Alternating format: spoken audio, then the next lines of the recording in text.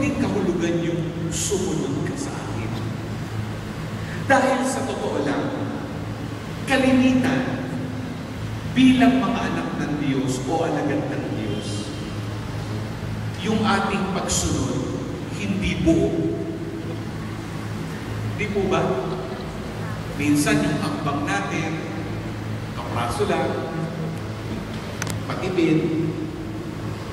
Meron tayo siguro malaking laktaw na hakbang. Pero hinihingi ng Panginoon, buo. Buong pagsunod. Wala nang pagtingin sa likod, dire-diretso, susunod sa Kanya. At alam niyo, hindi po madali yan. Alam niyo, ako po bilang obispo, kami po, mga pari, si Father Bette, marami din po kaming kahinaan. Hindi po kami perfecto. Marami kaming magkukulang sa Diyos, kami po'y makasalanan. Kaya na siguro, pag sinabi ni Jesus, sumunod ka sa akin, kailangan mo ang buong puso. Di po ba may awit?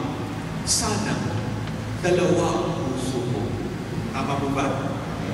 Eh, isa lang yun. Hindi pwedeng dalawa, hindi pwedeng tatlo. Isa lang. Kaya nga siguro, Father Bette, ito din ang sinasabi ng Panginoon sa iyo. Isa lang ang puso para kay Jesus. Kaligdan mo na lahat para sumunod sa Panginoon. Huli na lamang po, sa ating Ebanghelyo, binati ko si Jesus ng mga Pariseo. Sabi sa kanya, tignan mo ito. Nakikisalo sa mga makasalanan. Nakikisalo kay Mateo, kay Levi. Isang tinuturing na madumi. Ano ang sabi ni Jesus? Habag ang ibig ko at hindi hangin. Father Bette, huling mensahe na lamang sa pagdaan ng Panginoon sa iyong buhay, sa Kanyang pagtingin sa iyo, at sa Kanyang tawag na sumunod ka, palagi mong tandaan. Kaya ka pari, ngayon at magpakailanman.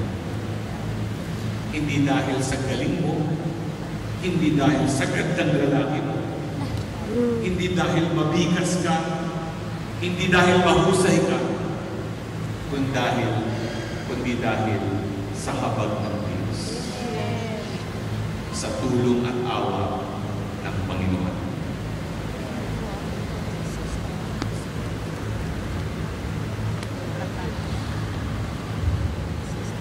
Magsitayo po.